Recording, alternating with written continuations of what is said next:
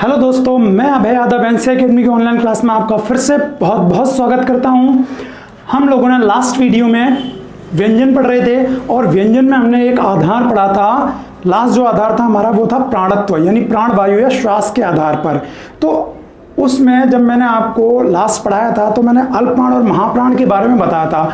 तो उसमें महाप्राण में जो अल्पप्राण है हमारा, अल्पप्राण में मैंने गलती से 1 2 3 लिख दिया है, तो उसको आप सुधार लेना। 1 2 3 नहीं होता है, 1 3 5 होता है। जैसे मैंने यहाँ पर आपका चार्ट बना दिया। जो हमारे स्पर्शी व्यंजन होते हैं, ठीक है, कुल 25 होते हैं, इन्हें 5 वर्गों में विभक्त किया जाता है। और जो प्रत्येक वर्ग होता है वो कहाँ से उच्चरित होता है वो भी मैंने लिख दिया। ये कंठ से, ये तालु से, ये मूर्धा से, ये दंत से और ये ओष्ठ से, ठीक है। तो जो हमारे अल्प प्राण होते हैं, 1 3 और 5, मतलब जिनको बोलते समय कम श्वास वायु निकलती है।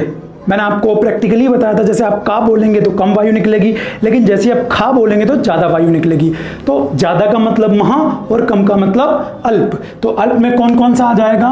पहला आ जाएगा, उसके बाद आपका तीसरा आ जाएगा और उसके बाद आपका पांचवा आ जाएगा। यानी 1 3 5 स्पर्शी व्यंजनों का पहला वर्ग, तीसरा वर्ग और पांचवें वर्ग के सभी जो वर्ड होते हैं वो आपके अल्पप्राण होते हैं। और स्पर्शी व्यंजन के दूसरे वर्ग और चौथे वर्ग के जितने भी वर्ड होते हैं वो सारे के सारे आपके कैसे महाप्राण होते हैं। आपको पता हो, हमने घोष और अघोष के बारे में भी पढ़ा था। तो अघोष में क्या होता है कि स्पर्शी व्यंजनों की जो पहली और दूसरी लाइन होती है, ये तो लाइन होती है अघोष की, और तीसरी, चौथी और जो पांचवी लाइन होती है, ये और जो लाइन होती है वो किसकी? सघोष की होती है। इसी के आधार पर हम लोग अपने अगले बिंदु पर चल रहे हैं, इसको आप सुधार लेना। जो हमारा अगला बिंदु है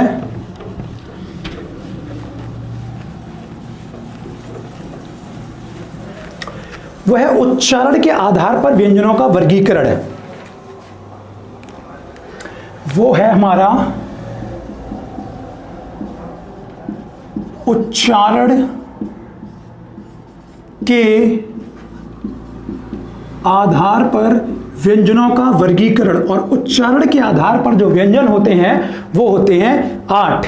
ये आपको एक नई चीज जानने को मिलेगी। हम लोग नॉर्मली पढ़ते तो रहते हैं लेकिन सिस्टमैटिक वे में नहीं पढ़ते हैं। देखिए, जो हमारा पहला आधार होता है वो होता है स्पर्शी व्यंजन। ये उच्चारण के आधार पर है। पहला जो आधार होता है वो होता है स्पर्शी व्यंजन, और जो दूसरा आधार होता है ये होता है ऊष्म या संघर्षी व्यंजन। ये होता है ऊष्म या संघर्षी व्यंजन।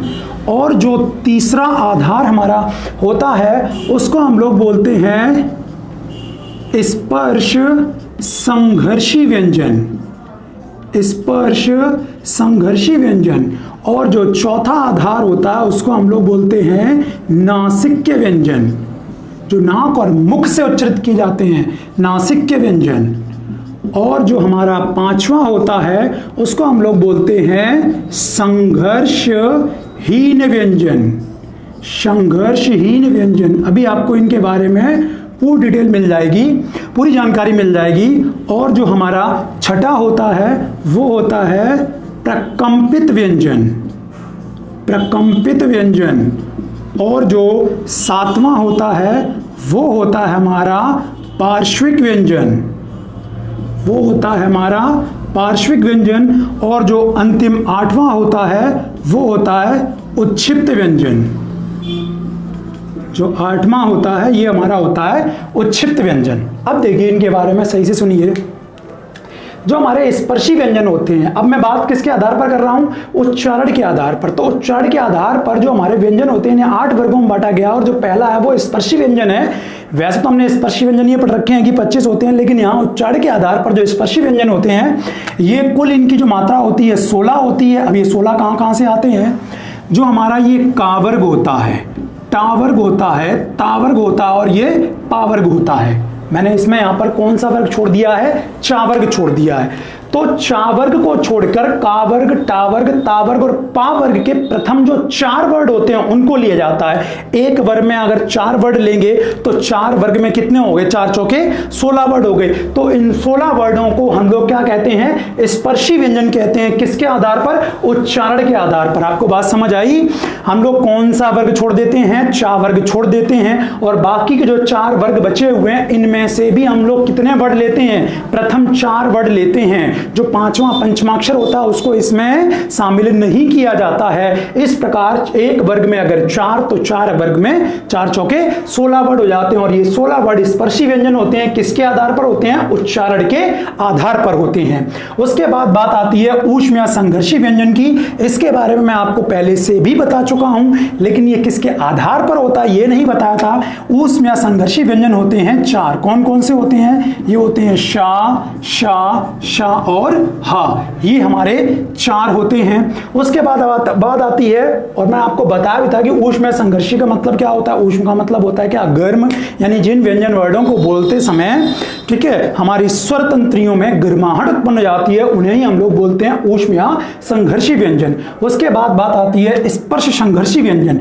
इनकी संख्या भी 4 होती है। जो हमारा चा वर्ग होता है, चा वर्ग के प्रथम 4 वर्डों को लिया जाता है, 5वां जो वर्ड होता है उसे छोड़ दिया जाता है। वो कहां आएगा अभी आपको पता लग जाएगा। ठीक है, कौन कौन सा, चा, छा, जा और झा। ये जो 4 वर्ड होते हैं ये हमारे क्या कहलाते हैं, स्पर्श संघर्षी व्यंजन। किसके आधार पर, उच्चारण के आधार पर। और जो 5वां होता है वो अब आपको पता लगेगा ये कहां पर आता है, नासिक के व्यंजन। यानी जो हमारे मुख्य स्पर्शी व्यंजन होते हैं 25, ठीक है, और उनमें सभी वर्गों के जो 5वां जो वर्ग होता है, सभी 5वें वर्ग के जो सभी वर्ड होते हैं वो सारे के सारे वर्ड आपके कहलाते हैं क्या, नासिक के व्यंजन।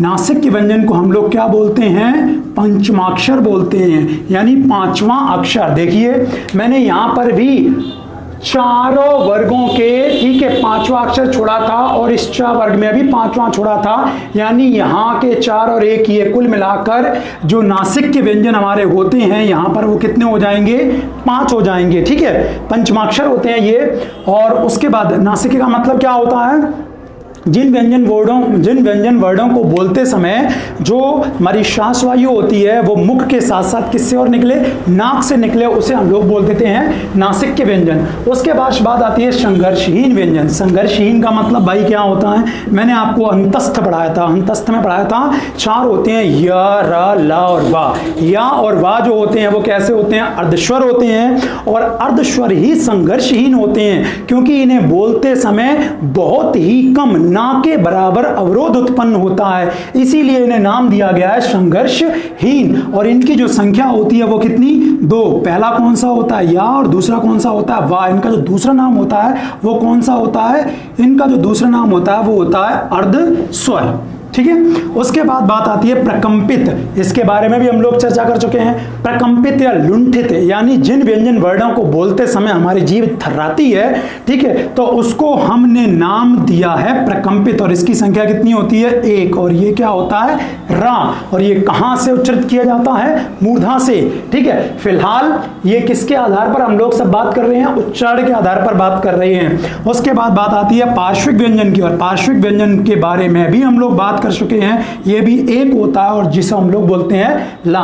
देखो पार्श्व का मतलब होता है किनारा, यानी वो व्यंजन वर्ड जिन्हें बोलते समय जब हम लोग बोल रहे थे ला को बोलो ला, तो मसूड़े को टच करेगी और जो हमारी वायु है पार्श्व भाग यानी किनारों से होते हुए बाहर निकलती है। आप बोल के देखना ला, जैसे ही आप ला बोलोगे तो जो हमारी जीभ है वो मुड़कर मसूड़े यानी हमारे मूर्धा को स्पर्श करेगी, और जो हमारी श्वास वायु है वो जीभ के किनारों से होते हुए बाहर निकल जाएगी, इसलिए बोलते हैं पार्श्विक। पार्श्व का मतलब ये होता है किनारा, यानी किनारों से होते हुए वायु जो है वो बाहर निकल जाती है।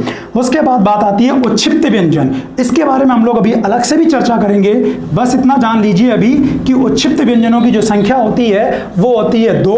जो टा वर्ग के तीसरे और चौथे जो वर्ड होते हैं, ठीक है, उनके नीचे यदि हम बिंदी लगा दे जिन्हें उच्छिप्त बोलते हैं तो वही आपके हो जाते हैं उच्छिप्त व्यंजन। जैसे ये आपका डा ढा ठीक, ये दोनों के दोनों जो वर्ड हैं वो आपके कहलाते हैं उच्छिप्त। उच्छिप्त का मतलब होता है फेंका हुआ, यानी जिन व्यंजन वर्डों को बोलते समय ऐसा प्रतीत हो कि जीभ मुख से बाहर जा रही है, ड ढ, ठीक है, तो उस टाइम क्या होता है कि उन व्यंजन वर्डों को उच्छिप्त व्यंजन की संज्ञा दी जाती है। तो आप लोगों को अच्छे समझ आ गया होगा कि उच्चारण के आधार पर व्यंजन को कुल 8 वर्गों में विभक्त किया गया है। क्वेश्चन सिर्फ इतना भी आ सकता है कि व्यंजनों को उच्चारण के आधार पर कितने वर्गों में विभक्त किया गया है, तो आपका आंसर होना चाहिए 8। कौन कौन से, ये मैंने आपको सारे के सारे एक्सप्लेन कर दिए हैं। अब हम लोग अपने अगले बिंदु की ओर बढ़ रहे हैं।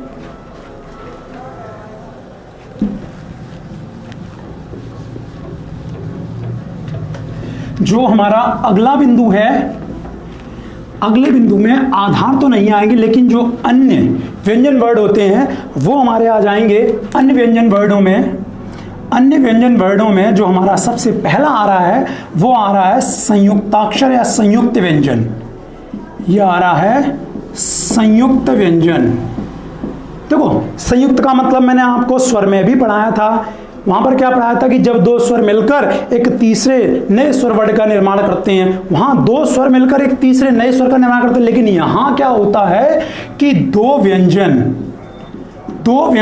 और एक स्वर, यहां पर क्या होता है कि 2 व्यंजन और एक स्वर मिलकर जब तीसरे नए व्यंजन वर्ड का निर्माण करता है तो उसे हम लोग क्या बोलते हैं, संयुक्त व्यंजन बोलते हैं। और इनकी जो संख्या होती है वो कितनी होती है, 4 होती है। हमें रटना नहीं है, बस समझना है कि जो संयुक्त व्यंजन होते हैं इनका निर्माण किससे होता है, 2 व्यंजन वर्डों से और एक स्वर वर्ड से होता है। कैसे होता है वो अभी आप समझ जाओगे। इनकी संख्या कितनी होती है, 4। कौन कौन सी होती है, ये आपकी होगी शे, त्र, ज्ञ और ये श्रा। ये 4 आपके संयुक्त व्यंजन होते हैं। अब देखो ये किस किस से मिलकर बने होते हैं, ये बना होता है आधा का और शा से, ये आधा ता और रा से, ये आधा जा और वहां से, और ये आधा शा और रा से। ठीक है, ये इससे मिलके बने होते हैं। अब आप बोलोगे कि यहां पर स्वर कहां आ रहा है, सिर्फ 2 व्यंजन ही तो आ रहे हैं कि 2 व्यंजन से एक तीसरे नए व्यंजन का निर्माण हो जाता है। अगर इसको सही से लिखा जाए तो यहां पर आपको 2 व्यंजन और एक स्वर दिखाई देगा। देखो, इसको इस तरीके से भी पूछा जा सकता है, या करके मैं यहां पर लिख देता हूं, या करके मैं यहां लिखता हूं। देखो, आधा का तो ये है ही, उसके बाद ये पूरा शा है तो ये आएगा आधा शा, और प्रत्येक जो व्यंजन होता है किसकी सहायता से उच्चारित होता है, स्वर की सहायता से। और कौन सा स्वर मिला होता है, छोटा आ। तो आप देख सकते हैं कि 2 व्यंजन वर्ड और एक स्वर वर्ड से मिलकर एक नए व्यंजन वर्ड का निर्माण हो रहा है। इसी को हम लोग क्या बोलते हैं, संयुक्त व्यंजन बोलते हैं। जैसे हम लोग त्रा को करें तो क्या आएगा, आधा ता, आधा रा और ये आ। अब आपको अच्छे समझ आ रहा होगा। जा तो आधा जा, आधा वा और प्लस का क्या, आ। और यहां क्या आएगा, आधा शा, आधा रा और उसके बाद ये आ। तो अब आप अच्छे से समझ गए होंगे कि जो संयुक्त व्यंजन है इसका निर्माण 2 व्यंजन वर्ड और एक स्वर वर्ड से होता है। अगर आपसे बोला जाए कि शा का उच्चारण स्थान क्या है तो आप आराम से कर सकते हो। अभी आपको बताया था जो का है, का कहां से उच्चारित होता है, कंठ से। और जब मैंने तीनों शा शा शा के बारे में बताया था तो वहां पर भी मैंने बताया था कि कौन सा सा कहां से उच्चारित होता है। और ये हमारा कौन सा है, मूर्धन्य शा है। ठीक है, ये मूर्धा से उच्चारित होता है, और जो आ है वो कहां से, कंठ से उच्चारित होता है। इसका मतलब ये क्या हो जाएगा, कंठ मूर्धा कंठ। इसी प्रकार से आप इन सब के भी लिख सकते हो, जैसे ये दंत हो गया, ये मूर्धा हो गया और ये कंठ हो गया। आप चाहो तो इन सबको लिख सकते हो कि कौन सा व्यंजन वर्ड कहां से उच्चारित किया जाता है। अब हम लोग अपने अगले बिंदु की ओर बढ़ रहे हैं, और जो हमारा अगला बिंदु है जो अभी हमने पढ़ा था उच्छिप्त, उसके बारे में बात करेंगे।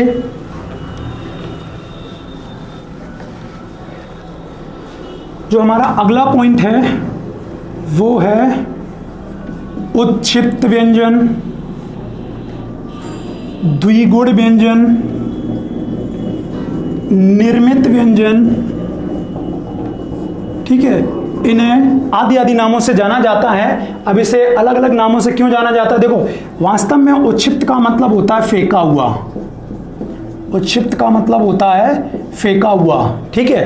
द्विगुण का मतलब द्विगुण यानी जिसमें कितने गुण समाहित हैं, द्वि। निर्मित का मतलब क्या होता है, जिसका निर्माण किया गया हो, ठीक है। अब ध्यान सुन लेना, उच्छिप्त का मतलब होता है उछल कूद ज्यादा हो, फेंका हुआ, यानी जिन व्यंजन वर्णों को बोलते समय हमारी जीभ बहुत ज्यादा उछल कूद करती है उसे उच्छिप्त बोलते हैं, या ऐसा प्रतीत हो कि हमारी जीभ जो है उठकर बाहर आ रही है तो उसे उच्छिप्त। द्विगुण क्यों बोलते हैं, क्योंकि इसमें दो गुण होते हैं, एक तो हमारी वर्णमाला में ये सम्मिलित होते हैं दोनों के दोनों वर्ड, और इन्हें बिंदी लगा के, ठीक है, हम लोग अलग से और आइडेंटिफाई कर देते हैं, इसलिए इसमें दो गुण समाहित हो जाते हैं। चूंकि हम इसका अलग से निर्माण करते हैं इसलिए इन दोनों वर्डों को निर्मित बोला जाता है। मैंने वो दोनों वर्ड लिखे तो है नहीं।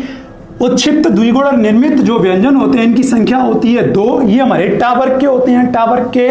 ये हमारे जो ढा और ढा होते हैं, ठीक है, ढा डलिया और ढा ढक्कन वाला, अगर इनके नीचे ये उच्छिप्त बिंदु लगा दिया जाए, ये जो बिंदु है, ठीक है, ये नुक्ता नहीं है, इतना ध्यान रखना। मैंने सारे के सारे बताए थे कि कौन सा वर्ड होता है, कौन से बिंदु को क्या कहा जाता है, ठीक है। पहली बात देखो, ये हमारे टावर के हैं, अगर बिंदी ना लगाई जाए तो ये हमारे स्पर्शी व्यंजनों में शामिल हो जाएंगे, एक गुण। दूसरा गुण, यहां पर अगर बिंदी लगा दी जाए तो ये क्या बन गए, उच्छिप्त बन गए, ठीक है। इसलिए इन्हें नाम क्या दिया गया, द्विगुण, क्योंकि इनमें दो गुण है, एक तो स्पर्शी व्यंजन है, ऊपर से उच्छिप्त है। निर्मित क्यों है, क्योंकि ये हमारे स्पर्शी व्यंजन थे, हमारी वर्णमाला में आ रहे थे, बाद में हमने इन्हें बिंदु लगा के इन्हें अलग से इनका निर्माण कर दिया, इसलिए इन्हें निर्मित बोल दिया गया है, ठीक है। तो अब बात ये आती है कि इसमें इसकी क्या स्पेशलिटी होती है। आप ये देखो कि कोई भी जो व्यंजन वर्ड होता है वो किसकी सहायता से उच्चारित किया जाता है, स्वर की सहायता से उच्चारित किया जाता है। यदि उसमें स्वर हटा दिया जाए तो व्यंजन वर्ड जो होता है वो स्वर रहित हो जाता है। जैसे मैं यहां पर लिखूं मां, ठीक है, मैंने यहां पर ये लिखा मां, अभी इसमें स्वर शामिल है, लेकिन जैसे ही मैंने आधा मां और आ कर दिया, जैसे ही मैंने ये हलंत लगा दिया, इसका मतलब मैंने इसको आधा कर दिया और यहां से इसको स्वर को निकाल दिया। अब मैं इस स्वर को अगर हटा दूं तो जो ये व्यंजन है ये स्वर रहित हो गया है, यानी ये कैसा हो गया है, ये आधा हो गया है। मतलब प्रत्येक जो व्यंजन वर्ड होता है उसको हम लोग स्वर रहित अर्थात आधा कर सकते हैं, लेकिन उच्छिप्त व्यंजनों की विशेषता ये होती है कि हम इन्हें किसी भी सूरत में आधा नहीं कर सकते हैं, अर्थात उच्छिप्त व्यंजनों को स्वर रहित नहीं किया जा सकता है। क्यों? क्योंकि किसी भी व्यंजन वर्ड को स्वर रहित करने के लिए उसके नीचे हलंत लगाना पड़ता है, तब वो वर्ड आधा माना जाता है। लेकिन यदि हमने इन व्यंजन वर्डों के नीचे हलंत लगा दिया तो ऐसा हो नहीं सकता है, क्योंकि एक स्थान पर दो चिन्हों का प्रयोग नहीं किया जा सकता। एक तो यहां बिंदी लगी हुई है, इसके नीचे हलंत लगा रहे हैं, ऐसा संभव नहीं है, अर्थात उच्छिप्त व्यंजनों को स्वर रहित नहीं किया जा सकता है, पहला पॉइंट। दूसरा, वर्णमाला में हम लोग जब पढ़ रहे होते हैं शब्दकोश को पढ़ेंगे तो शब्दकोश में कोई भी शब्द ऐसा नहीं आएगा जिसका जो प्रारंभ है वो इनसे किया जा सके। मतलब जैसे मैंने ये यहां पर लिख दिया ढक्कन,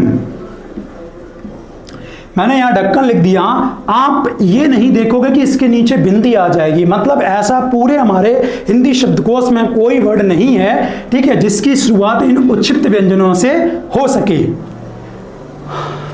आपको अच्छे से समझ आ गया होगा। हम लोग अपने अगले बिंदु की ओर बढ़ रहे हैं, और जो हमारा अगला पॉइंट है वो है विदेशी व्यंजन या आगत व्यंजन। विदेशी व्यंजन या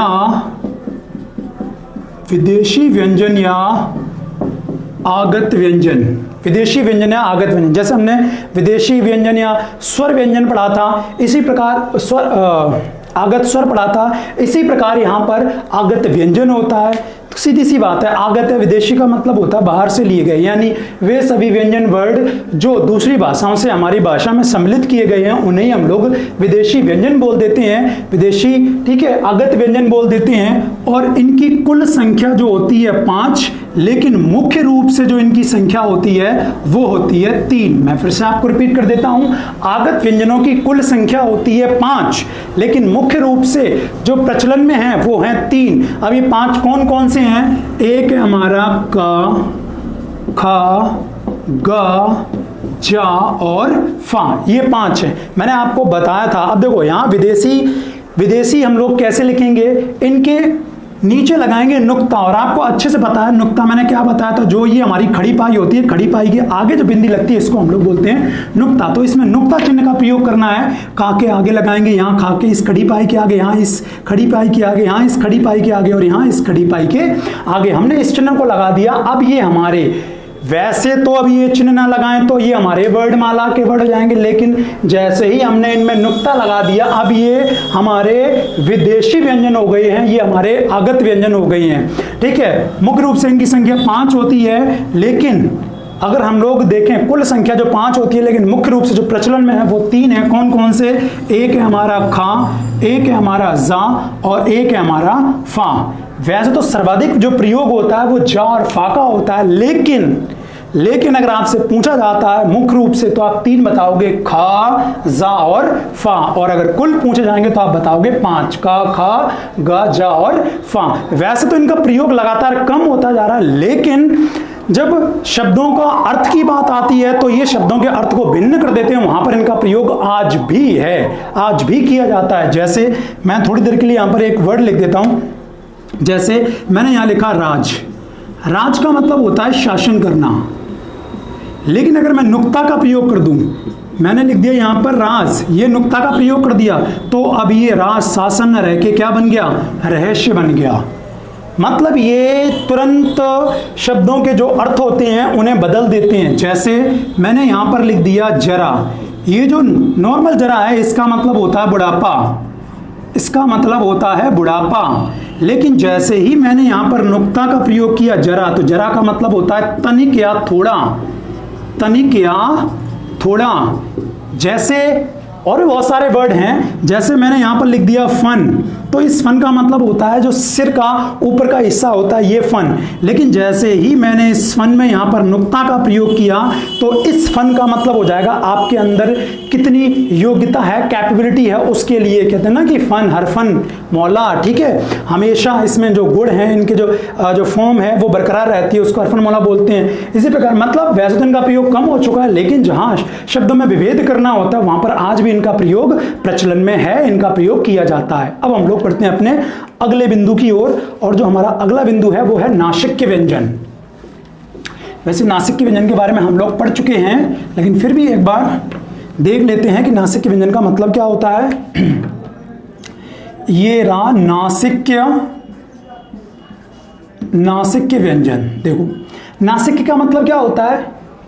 वे व्यंजन वर्ड जिनको उच्चारण करते समय जो हमारी श्वास वायु है वो मुख के साथ साथ नाक से भी निकल सकती है, निकल सकती नहीं है, नाक से ही ज्यादा निकलती है, मुख से थोड़ी सी कम निकलती है, तो वहां पर उन व्यंजन वर्णों को हम लोग नासिक्य व्यंजन कहते हैं। और मुख्य रूप से अगर इनकी संख्या देखी जाए तो 5 होती है, और ये 5 कौन कौन से होते हैं? जो हमारे स्पर्शी व्यंजन होते हैं, स्पर्शी व्यंजन के जो 5वें वर्ड होते हैं वो सारे के सारे आपके आ जाते हैं किसमें? नासिक्य में। अब आप समझ गए होंगे, तो नासिक्य का जो दूसरा नाम होता है वो हमारा क्या?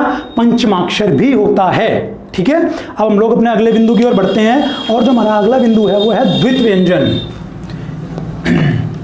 जो हमारा अगला बिंदु है वो है हमारा द्वित्व व्यंजन।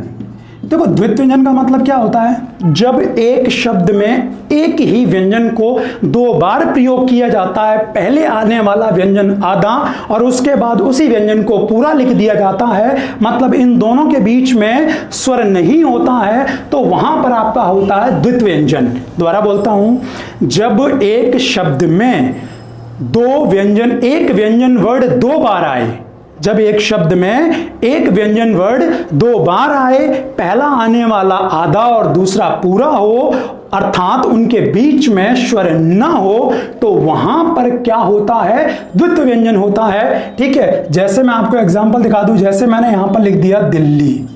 दिल्ली एक पूरा शब्द है, अब इसमें एक व्यंजन जो वर्ड है वो है ला। देखिए पहले आधा है, उसके बाद ये पूरा है। ठीक है, आपका ये वर्ड आपको समझ आ रखा होगा कि पहला आधा और उसके बाद उसी वर्ड को मैंने पूरा लग दिया, तो यहां पर ये आपका क्या हो जाता है, द्वित्व व्यंजन हो जाता है। जैसे मैंने मान लो लिख दिया यहां पर सज्जन, तो यहां पर आप देख सकते हो कि एक ही व्यंजन वर्ड को दो बार लिखा गया है, पहले आधा लिखा गया और उसके बाद उसी को हमने कैसा पूरा लिख दिया है। तो यहां पर ऐसे ऐसे जितने भी वर्ड आएंगे, ठीक है, वो सारे के सारे व्यंजन क्या कहलाएंगे, द्वित्व व्यंजन कहलाएंगे। अब हम लोग अपने अगले बिंदु की ओर बढ़ते हैं, और जो हमारा अगला है लगभग में आपका खत्म हो चुका है। बस अब आपको ये बताना है, उच्चारण स्थान के बारे में बताना है और वर्डों की संख्या से रिलेटेड बात करनी है। जैसे आपने देखा होगा, कभी कभी आप सुनते हो कि वर्ड 44 होते हैं, कभी आप सुनते हो कि यार वर्डमाला वर्ड 52 होते हैं, कभी आप सुनते हो कि 56 होते हैं। तो इसके पीछे रीजन क्या होता है वो आप सही से समझ लो। ठीक है, यहाँ पर मैं बात कर रहा हूँ वर्डों की संख्या। यहाँ पर हमारी बात हो रही है वर्डों की संख्या के बारे में। अच्छा, मैंने आपको मूल स्वर कितने बताए थे, मैंने आपको मूल स्वर बताए हैं कितने, 11, और जो मूल व्यंजन होते हैं वो कितने होते हैं, 33। अगर इन्हें ऐड कर दिया जाए तो कुल मिला के कितना, 44। इसका मतलब जो हमारे मूल वर्ड होते हैं, मूल वर्ड या साधारण वर्ड जो हमारे होंगे वो कितने होंगे, 44 होंगे। ठीक है, अब इसी में हम लोग क्या कर दें, संयुक्त व्यंजनों को जोड़ दें। जो संयुक्त होते हैं वो कितने हैं, 4 होते हैं। ठीक है, जो हमारे अयोग वहां को जोड़ दिया जाए, जो हमारे अयोग वहां होते हैं वो कितने, 2 होते हैं। और जो हमारे उच्छिष्ट होते हैं वो भी कितने होते हैं, 2 होते हैं। तो यहां पर देखो 44 और 4 48, 2 50 और 2 कितना, 52 हो गया। इसका मतलब हिंदी वर्णमाला में कुल वर्डों की जो संख्या होती है वो कितनी मानी जाती है, 52। ये 52 का कॉन्सेप्ट हो गया। ठीक है, ये हो जाते हैं हमारे हिंदी वर्णमाला में कुल वर्डों की संख्या। 56 कब होता है, आपने आगत स्वर और व्यंजन के बारे में पढ़ा। आगत स्वर कितना होता है, 1, और मुख्य रूप से जो आगत व्यंजन होते हैं वो कितने मैंने बताए थे, 3। तो 3 और 1 कितना हो गया, 4। इसका मतलब अगर मैं यहां पर विदेशी वर्ड, मैं वर्ड लिख रहा हूं यहां पर, ना मैंने स्वर लिखा और ना ही व्यंजन। इसका मतलब वर्ड में दोनों आते हैं, स्वर भी आता है और व्यंजन भी आता है। स्वर आपको पता है ओ 1 होता है, और जो मुख्य रूप से विदेशी व्यंजन होते हैं वो आपके 3, ख, जा और फा। ठीक है, कुल मिला के कितने हो गए, 4 हो गए। तो 52 और 4 कितना, 56। यानी मानकीकृत भाषा के रूप में अगर पूछा जाए कि हिंदी वर्णमाला में वर्डों की संख्या मानकीकृत के हिसाब से कितनी होती है, तो वो आपकी कितना, 56। ठीक है, 56 हो गया आपका, 52 हो गया आपका, 44 हो गया। आपको अच्छे से समझ आ गया होगा। ठीक है दोस्तों, एक वीडियो और बनानी है जिसमें आपका ज़्यादा से ज़्यादा 5 मिनट का कॉन्सेप्ट होगा, सिर्फ 5 मिनट का होगा। उसमें जितने भी स्वर और व्यंजन वर्ड का जो उच्चारण स्थान है, कहाँ से उच्चारित किया जाता है, दोनों को सम्मिलित करके मैं लिख दूंगा। और आप देख लेना वीडियो को अच्छे से। जहां पर भी आपको कोई समस्या आती है आप कमेंट बॉक्स में डालिए, आपकी सारी समस्याओं का समाधान किया जाएगा। ठीक है मित्रों, मिलते हैं अगली क्लास में।